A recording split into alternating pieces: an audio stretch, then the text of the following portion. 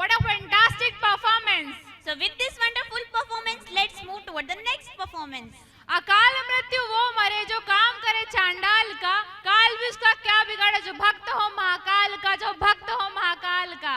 अरे पलक, तुम्हारी बातों को सुनकर ऐसा लग रहा है कि तुम बहुत बड़ी महाकाल भक्त हो। बिल्कुल हाँ, मैं बहुत बड़ी महाकाल भक्त हूँ। तो फिर तब तो तुम महादेव के बारे में सब कुछ जानती होगी। क्या तुम मुझे शिव तांडव के बारे में बता सकती हो? शिव तांडव दो प्रकार से है, पहला रौद्र तांडव, दूसरा आनंद तांडव। क्या तुम उसी रौद्र तांडव की बात कर रही हो जो भगवान भोलेनाथ ने माता सती की मृत्यु के पश्चात किया था? हाँ, वही रौद्र तांडव। लेकिन क्या तुम आनंद तांडव के बारे में जानती हो? नहीं नहीं, क्या तुम मुझे बता सकती हो आनंद तांडव कब और क्यों हुआ? युगों युगों पहले की बात है। अकस्मा नामक एक राक्षस था जिसने पूरी पृथ्वी पर हाहाकार मचा कर रखा था, और उसी के दौरान भगवान शिव ने उसके ऊपर तांडव किया, और उसी तांडव को हम आज आनंद तांडव के नाम से जानते हैं। अच्छा, तो मुझे अब पता चला आनंद तांडव क्यों किया गया था। हाँ, तो चलिए मेरे साथ कहिए, कालों के काल महाकाल की। एक बार फिर जोर से, कालों के काल महाकाल की। So please welcome our next performance, Shiv Tandav.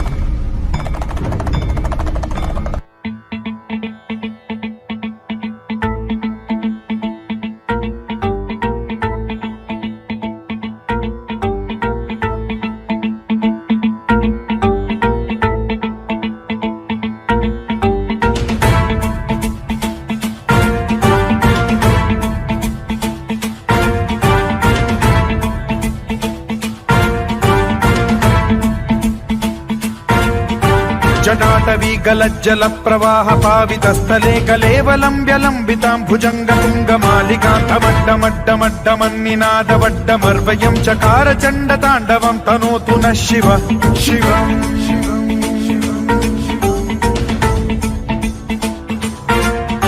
जटाकटाह सम्भ्रम भ्रमन् निलिम्ब निर्झरी विलोल वीचि Vallari विराजमान मूर्धनि धगद्धगद्धगज्ज्वलल्ललाट पट्ट पावके किशोर चन्द्रशेखरे रतिः प्रतिक्षणम् मम।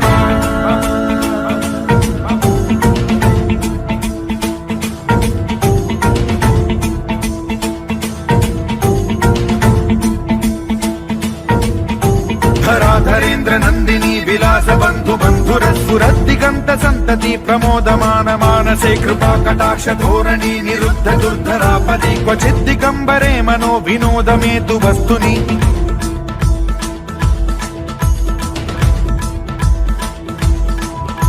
जटाभुजंग पिंगल स्फुरत् फणामणि प्रभा कदम्ब कुङ्कुमद्रव प्रलिप्त दिग्वधूमुखे मदान्ध सिन्धुरस्फुरत्वगुत्तरीय मेधुरे मनो विनोदमद्भुतं बिभर्तु भूत भर्तरि।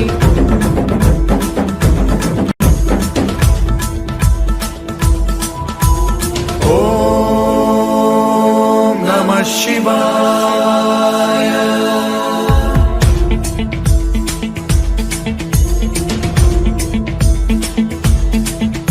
सदा शिवं भजाम्यहं, सदा शिवं भजाम्यहम्। ॐ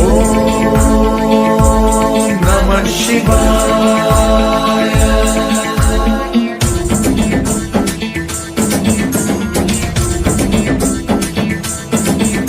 सहस्रलोचन प्रभृत्य शेषलेख शेखर प्रसून धूलि धोरणी विधूसराङ्घ्रि पीठभू भुजंग राजमालया निबद्ध जाट जूटक श्रियै चिराय जायतां चकोर बन्धु शेखरः। ललाट चत्वर ज्वलत् धनञ्जय स्फुर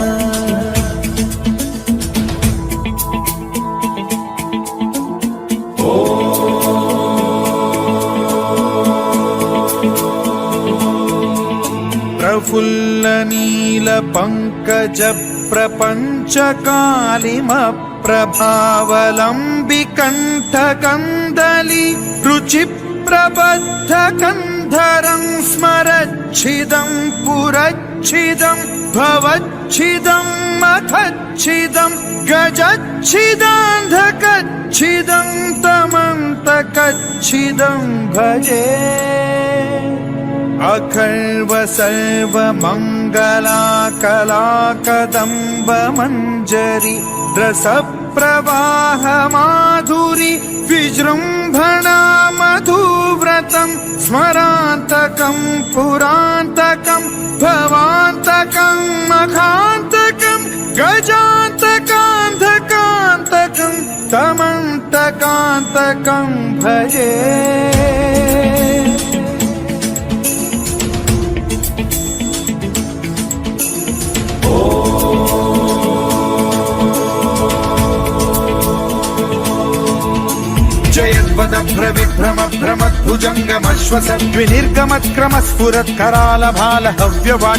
जयद्वदभ्रविभ्रमभ्रमद्भुजङ्गमश्वसद्विनिर्गमत्क्रमस्फुरत्करालभालहव्यवाढ्ढिमिद्धिमिद्धिमिध्वनन् मृदङ्गतुङ्गमङ्गलध्वनिक्रमप्रवर्तित प्रचण्डताण्डवः शिवा स्पृशद्विचित्रकल्पयोर्भुजङ्गमौक्तिकत्रजो गरिष्ठरत्नलोष्टयो सुहृद्विपक्षपक्षयो कृष्णारविन्दचक्षुषो प्रजामही महेन्द्रयो समप्रवृत्तिकः कदा सदा शिवं भजाम्यहम्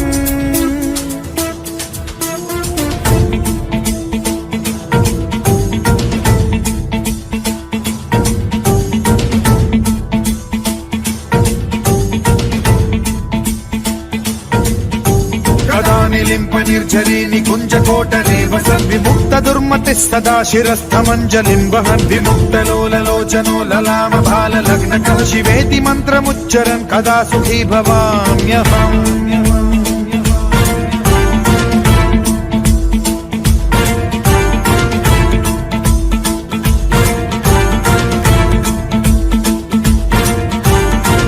नित्यमेव मुक्तमुत्तमोत्तमं स्तवं पठन् स्मरन् ब्रुवन्नरो विशुद्धिमेति सन्ततं हरे गुरौ सुभक्तिमाशु याति नान्यथा गतिं विमोहनं हि देहिनां सुशङ्करस्य चिन्ता विमोहनं हि देहिनां सुशङ्करस्य चिन्ता विमोहनं हि देहिनां सुशङ्करस्य चिन्ता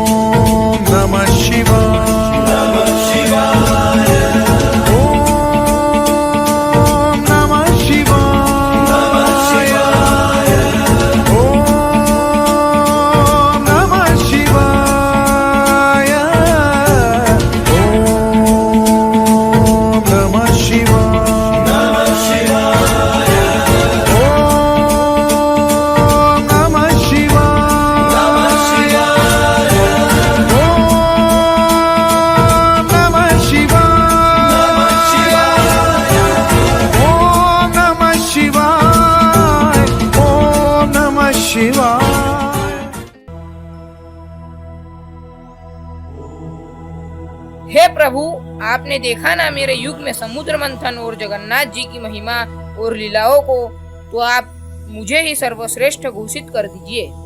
प्रभु ने तो मेरे काल में भी मर्यादा पुरुषोत्तम श्री राम की लीलाओं और भक्त शिरोमणि श्री हनुमान की भक्ति को देखा। देखना प्रभु मुझे ही सर्वश्रेष्ठ बताएंगे। मेरे युग में कृष्ण जन्म व रासलीला भी तो देखी है प्रभु, मैं ही सर्वश्रेष्ठ हूँ, है ना प्रभु? हे कलयुग, क्या तुम्हें अपने बारे में कुछ नहीं बोलना है? प्रभु मैं क्या बताऊँ, आप सर्वज्ञ हैं। मैं मानता हूँ मेरे युग में नारियों पर अत्याचार हो रहे हैं, लोगों का शोषण हो रहा है, परंतु मेरे युग में कुछ अच्छे कार्य भी हुए हैं और अच्छाइयाँ भी है। अच्छे कार्य जैसे शिक्षा, अंतरिक्ष अनुसंधान, चिकित्सक इत्यादि एवं अच्छाइयों जैसे हमारे संतों की बात करें तो हमारे सियाराम बाबा, ये भी तो मेरे ही युग की अच्छाइयाँ हैं।